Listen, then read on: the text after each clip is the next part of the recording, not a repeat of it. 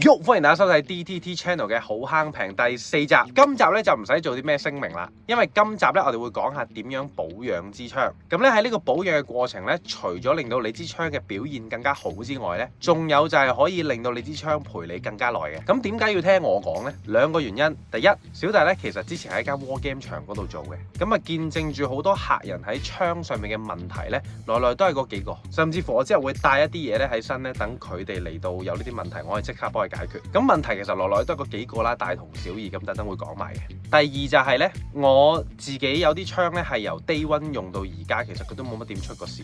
咁唔同牌子、唔同價位嘅槍，佢嘅耐用程度都唔同啦。咁但係我自己覺得咧，就算係唔同牌子、唔同價位嘅槍，有啲動作或者有啲習慣，你戒咗佢或者多啲去做咧，係會的確可以令到你支槍長命啲，同埋表現得好啲嘅。好，事不宜遲，我哋即刻進入正題。咁啊，先由我手上呢一支開始講起先。呢一支咧就係上集提到咧新手 package 裏面我推薦嘅槍 WE Glock 17 Gen 4。咁我手上呢支有咩特別呢？佢特別之處咧就係佢係我第一支認真打 War Game 嘅槍嚟嘅，係當我稍為對 War Game 有啲認識嘅時候咧，我就決定買佢啦。咁我購買佢嘅時間咧就係2020年，咁距離至今咧都有6年嘅時間啦。呢6年裏面咧，我只係換過1件件嘅啫。咁有一啲升級嘅件喺入邊啦，不過嗰啲升級嘅件咧就唔係因為原本嗰件壞咗，純粹係玩耐咗，發現有一啲更加好嘅零件啫。不過今日我哋唔會講升級嘅。咁我嗰陣時用到咁上下，其實所謂用到咁上下咧，都係上年年中發生嘅事啫。即係其實佢都捱咗4年零佢先出事嘅，而佢出事嘅部位咧，亦都冇影響到佢嘅操作，只不過係我望到見到佢崩咗爛咗，我會覺得佢喺表現上可能會有啲隱患，所以我換咗佢啫。咁佢爆嘅位咧就係而家你見到呢一個我哋叫做飛機座啦，咁就後邊有塊金屬就爛咗，咁所以呢一支槍咧其實由 Day One 陪到我而家噶啦。咁點解佢可以捱咁耐咧？咁第一個咧就梗係多啲保養佢啦。咁保養咧，我相信網上有好多片嘅，搽油啊、搽喺邊啊嗰啲咧，啲片應該會更加清楚，比我更加講得好嘅。咁大家不妨就去上網睇下如何保養你的 GBB，How to oil your gun，something like that。咁油嗰方面我就唔講，今日主要講一啲咧 War Game 有常有嘅壞習慣。首先第一個咧要講嘅，因為咧呢一個係比較麻煩嘅。麻煩嘅位就係如果你冇遵守呢樣嘢嘅話咧，你換嘅 part 比較麻煩。咁首先你要知道 GBB 嘅結構，我會形容所有嘅 GBB 咧就一定係下身難搞過上身嘅。下身嘅意思咧，即係你捉住嘅位下邊啦，總之就上身就係呢個位啦。咁你分開咗兩支槍之後咧，就發覺咧你就可以睇到入邊啦。咁譬如你開槍咧，你就會見到佢彈上嚟啦。咁你只需要知道開槍會彈上嚟就足夠啦。今集我哋唔會講太多技術性嘅嘢嘅。佢會彈上嚟，即係喺你開槍之前，佢係一個受壓撳住咗，蓄勢待發嘅狀況啦，係咪？每次玩完之後，我會建議大家 hammer down 嘅，即係等佢處於一個不能擊發嘅狀態。就算你而家插咗夾，你都唔可以即刻開槍，你要起碼 red 一下，你先可以開槍。呢個狀態有咩好呢？呢個狀態最好嘅好處就係當你 hammer down 嗰條彈弓就會放鬆翻，咁佢就唔會長期處於一個受壓嘅狀態，即係簡單啲嚟講，可以用耐啲咯。呢幾年嚟咧，同啲 friend 打 war game 咧，2-3次佢哋斷都係斷嗰一條彈弓嘅。嗰條彈弓係 hammer housing 入邊嘅彈弓嚟嘅。佢叫咩名咧？唔需要知，因為如果有一日你嗰條斷咗嘅話咧，我印象中係要成 set 買嘅。都好似有得單個買嘅，不過係特定鋪頭先至有。所以第一個將佢保養得好啲嘅 tips 咧，就係 hammer down 啦。好啦，第二個 tips， 究竟清唔清槍好呢？成日都聽到啲 war game 友話啊，我要去清槍，我要去清槍。通常玩完一場 game 咧，又會有一個叫清槍 game 啦，又或者成班 friend 咧就入晒去咧，係咁開就嘗試咧清晒彈夾入邊嘅彈。咁但係其實清槍係極度傷支槍嘅。有一樣嘢叫做金屬疲勞。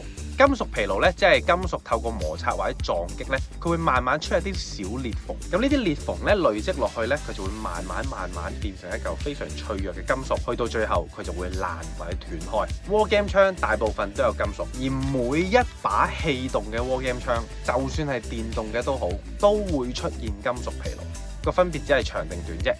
即係簡單啲嚟講咧，每一支槍開嘅次數其實係有限嘅喎。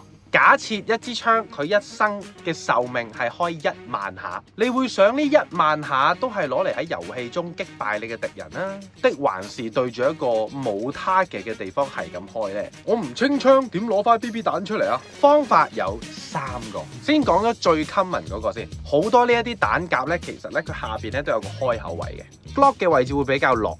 High cap 嘅位置咧可能會比較高，咁喺呢度入到，即係佢可以出去啦。所以最 common 嘅方法咧，就係當有 BB 彈嘅時候咧，就拉低個彈弓喺個闊嘅位度掟翻出嚟。第二個冇咁 common 嘅方法咧，就係揾自己隻手篤啦。Which 有一啲彈夾可能佢冇呢一個設計嘅，譬如近排我知道咧 GHK 係有一啲槍款咧，佢為咗做到一個比較係真實嘅質感咧，佢嘅彈夾咧係睇唔到 BB 彈㗎，佢係咁樣遮住咗，淨係睇到呢度呢粒嘅啫。咁所以手指篤咧就啱呢一啲槍款啦。我手指篤好痛喎，唔緊要，仲有一個方法。嗱，呢一個方法咧，你就必須要入到去一啲可以插夾嘅 area 先可以做啦。個方法好簡單嘅啫，就係將你隻夾插翻喺支槍入邊，然後對住你個 BB 彈筒，逐粒褪翻去，去到褪到可以後定嘅時候咧，即係代表 BB 彈夾裏面嘅 BB 彈已經褪晒出嚟啦。不過係仲有一粒喺入邊嘅。就喺個內管入邊俾個 hop up 膠卡住咗。咩內管咩 hop up 膠咧？大家上 Google 揾啊。咁最後一步咧，就係將條滑架擺翻上去，然後開多最後一槍，清埋佢入邊最後一粒 BB 彈。咁你支槍就正式清完乾淨啦。呢個方法咧對你支槍會非常之溫和啦。咁所以咧，如果大家好中意清槍咧，我建議今日起戒咗佢啦。好，最後一個 tips，呢一個 tips 咧我有少少保留嘅。究竟隻夾放唔放氣好咧？我兩邊嘅講法都有聽過，不過咧比較少人講嘅咧係放氣嘅，反而係大部分人咧都有種我要有啲新鮮嘅氣放喺入邊，咁先唔會對隻夾有影響。另一個講法咧就係唔放氣嘅話咧，我啲氣咧就可以頂住某一件件啊，等佢冇咁容易鬆喎。咁究竟邊一個先係啱嘅呢？我冇設備，亦都冇一啲嘅知識去證實邊一個理論先係啱嘅。不過喺我用咁耐呢一支槍嘅期間呢，我係從來都係唔放氣嘅，我點都會留翻少少氣喺入邊。我自己有兩大嘅信念，第一，我比較相信啲氣需要頂住，因為啲氣會唔新鮮呢樣嘢對我嚟講有少少唔係好 make sense。咁所以咧，我係偏向相信唔放氣派嘅。第二個信念咧，唔知道大家有冇試過喺 YouTube 睇過其他片咧，就係有人將一啲液態氮、一啲非常之凍嘅東西擺咗喺個桶入邊之後咧，再將個氣球放入去。氣球係膠嚟噶嘛，應該係有彈性噶嘛。浸咗喺呢啲液態嘅嘢嗰度嘅時候咧，佢就突然間降溫，跟住就變到好似薯片咁脆啦。同樣道理，你撳放氣嘅時候咧，呢度其實有嚿膠嘅，有嚿出氣膠。咁即係你喺好短時間內突然間放氣，突然間令到佢低溫咯。咁嚿膠耐咗，佢咪會脆弱咯。咁所以咧，我都唔建議係咁樣放氣嘅，就係咁。咁以上咧就係我自己點樣去對待自己支槍啦。我喺保養支槍嗰度咧，我做得比較勤力嘅。我幾乎每次打完一場 game 咧，我就會抹一次支槍嘅坑啊，唔同嘅位置咧，再重新上個油。好似有啲 overcompensate 咁樣，不過咁多年嚟佢都仲係陪緊我嘅。如果大家有興趣知道我升級咗啲乜嘢咧，你都可以留言問一問我，我睇下會唔會再開一集講。我相信咧網上面有唔同嘅升級片咧，比我講嘅嚟得專業，甚至乎可能你仲熟過我。不過如果你想知道究竟我呢5年嚟用嘅升級係乜嘢，我都可以話俾你聽。記得 like、share、subscribe，我哋下集再見，拜。